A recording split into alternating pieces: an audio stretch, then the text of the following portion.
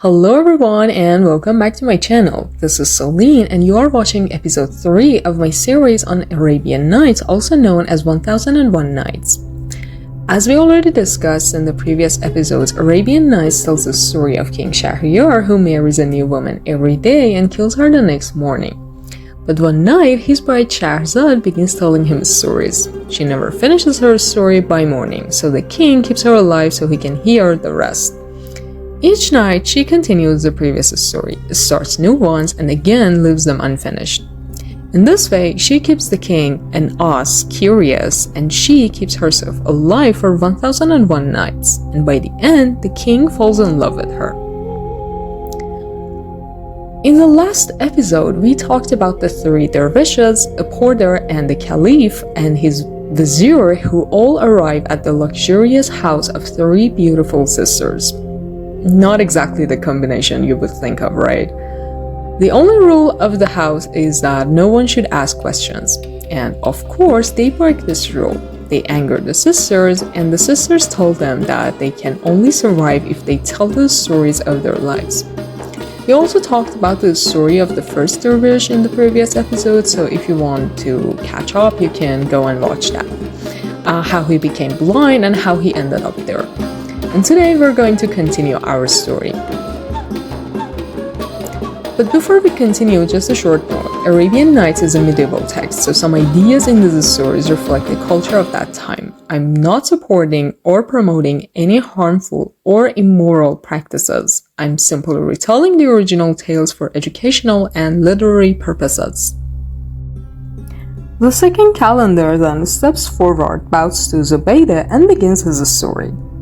He explains that he too was born a prince, and as a child he showed such intelligence that his father gathered the best scholars from across the kingdom to teach him. He studied religion, law, history, poetry, language, geography, and many other topics. He even memorized the entire Quran at a very young age, and the skill he loved most was calligraphy. He became so talented that his writing was better than all the master scribes in the kingdom. His fame grew far beyond his own land. The Sultan of India heard about the prince's talent and sent an ambassador with magnificent gifts inviting him to visit. The prince's father agreed because why not? It was good for a young prince to travel. So the prince left with the ambassador, carrying only what was necessary for the long journey. After a month on the road, they saw a huge cloud of dust rising in the distance. It was a group of 50 armed robbers. The prince's small group had no chance. They tried to convince the robbers to spare them, but the bandits didn't care about the Sultan of India or anyone else, so they attacked. The prince fought as bravely as he could, but once he was wounded and saw his companions falling, he escaped on his injured horse. The horse carried him a short distance before collapsing and dying. So the prince was alone, hurt, and in an unknown land. He wandered until he found a cave where he spent the night. For a month, he walked until he reached a beautiful, wealthy city surrounded by rivers and green landscapes. But he looked nothing like a prince anymore. He was sunburned, he had torn clothes, and he was barefoot.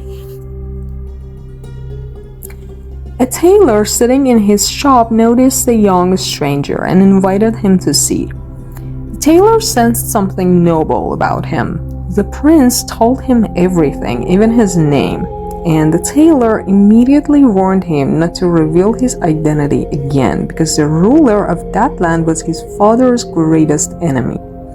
If the prince was discovered, he would be harmed. The tailor offered him food and a place to stay. After some time, when the prince regained his strength, the tailor gently asked if he had any skills that might help him earn a living. The prince recited his long list of accomplishments, including law, his grammar, poetry, and his perfect handwriting. But the tailor shook his head. In that city, none of that would earn him even a piece of bread. instead, he suggested something practical. He said that the prince should buy a short jacket, take a hatchet and a rope, and go with the woodcutters into the nearby forest. Wood was valuable in that city, and he could sell a bundle each day for a gold coin. The prince agreed. His pride mattered less than survival at that point. So for over a year, he worked as a woodcutter. One day, he wandered deeper into the forest and found an iron ring set into the ground. Beneath it was a metal trapdoor. He lifted it, went down a staircase, and found himself in a glowing underground palace. Here, he saw a woman so beautiful and noble that she instantly captured all his attention. She asked if he was a man or a genie. When he said he was a human, she sighed and told him she hadn't seen a man in 25 years. She explained that she was a princess from the Ebony Isle. On her wedding night, before she even met her husband, a powerful genie kidnapped her. He visits only once every 10 days. The rest of the time, she lives alone in this luxurious but prison-like palace. She invited the prince to stay with her for 5 days until the genie returned. He was overjoyed and accepted. She offered him a bath, fine clothing, rich meals, and warm conversation. Everything was peaceful until the prince, after drinking too much wine, made a very big mistake. He told her he wanted to break the talisman that controlled the genie's visits, promising he could defeat the genie. She begged him not to, it would destroy them both, but drunken confidence had blinded him. He kicked the talisman and smashed it. The palace shook like it would collapse, thunder roared, and lightning flashed. The prince sobered instantly. The princess begged him to flee, so he ran up the stairs and escaped just in time.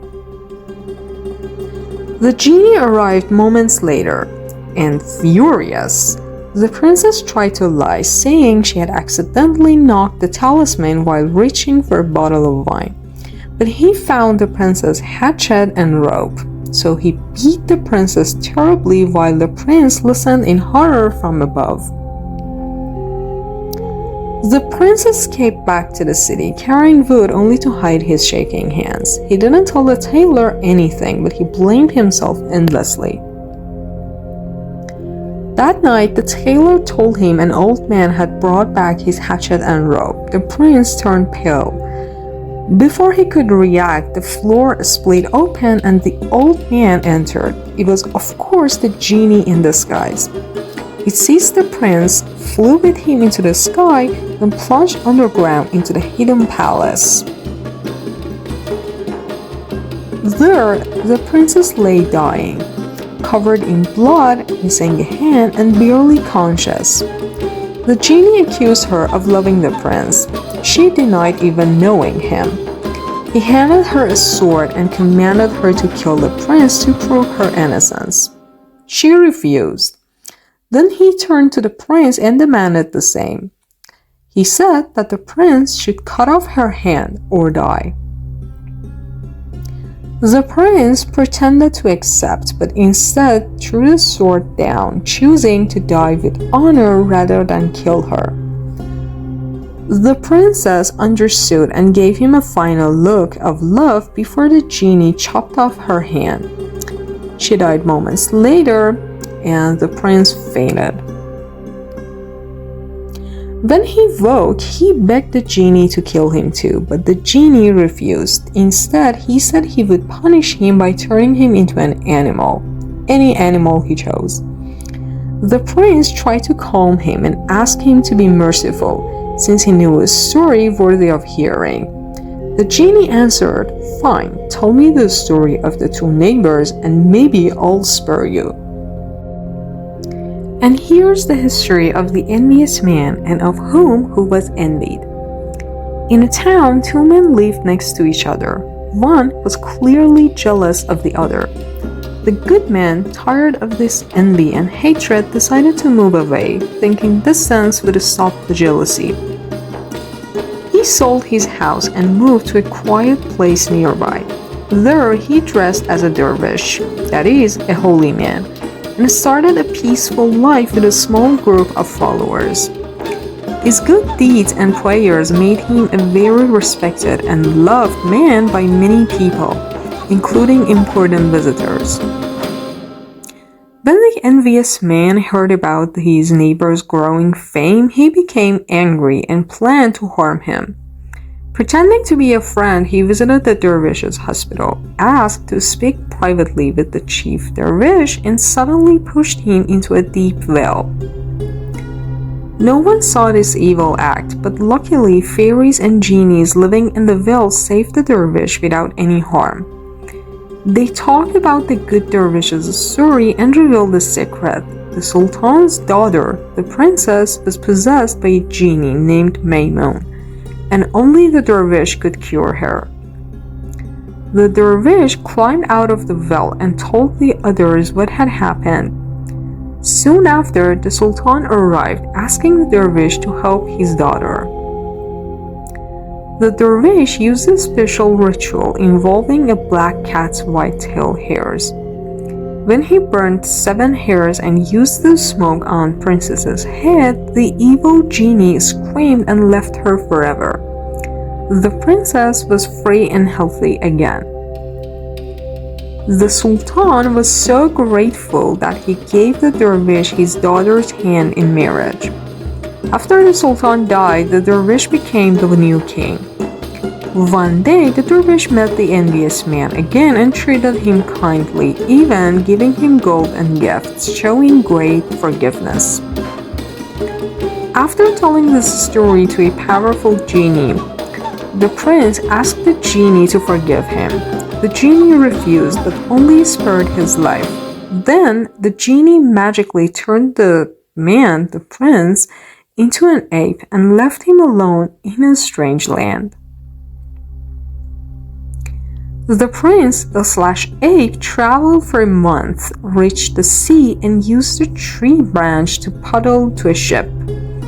The sailors were shocked to see an ape, but the captain protected him. After 50 days at sea, they reached a large city. Officials from the sultan greeted the merchants and asked them to write samples of their writing. The sultan wanted to find a new chief minister, as his former one had died, and valued great writing skills above all. The merchants had all written their pieces. Then the prince, who was an ape at this point of the story, asked for a chance to write too. At first, everyone was alarmed, fearing he'd ruin the papers or throw them away. But the captain encouraged the ape, saying if he failed, he'd be punished, and if he succeeded, he'd be adopted as the captain's son because he was cleverer than any ape he'd seen. The ape then wrote beautifully in 6 different Arabian scripts, composing poems praising the sultan.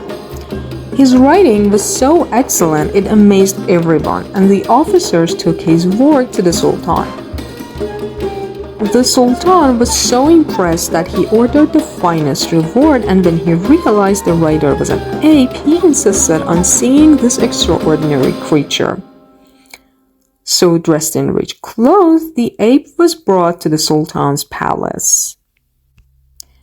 Crowds gathered, amazed to see the sultan's grand vizier was an ape. The ape greeted the sultan with respectful bows and behaved with all the manners expected in court, surprising everyone with his knowledge of royal protocol, even though he couldn't speak. The sultan invited the ape to dine with him, and after the meal, the ape wrote a poem on a peach expressing gratitude. The sultan was even more amazed. They played chess together. The ape lost the first game but won the next 2, then wrote another clever poem about 2 armies fighting fiercely but making peace by night. Wanting to witness more wonders, the Sultan summoned his daughter, the Queen of Beauty. When she entered, she immediately covered her face with a veil and told the Sultan he had forgotten himself by asking her to appear before men. The Sultan was puzzled, but she explained that the ape was actually a prince transformed by an evil genie's magic. She claimed to have learned powerful magic from her old nurse and could see through enchantments. The Sultan asked her to break this spell, so he wished the ape to be his grand vizier and his daughter's husband. She agreed and went to prepare a magical ritual in a secret court of the palace. And how she breaks that curse and the following incidents is the story we're going to cover in the next episode, which is coming next Monday. So don't forget to subscribe, like, and hit the bell so you won't miss it. Until then, take care.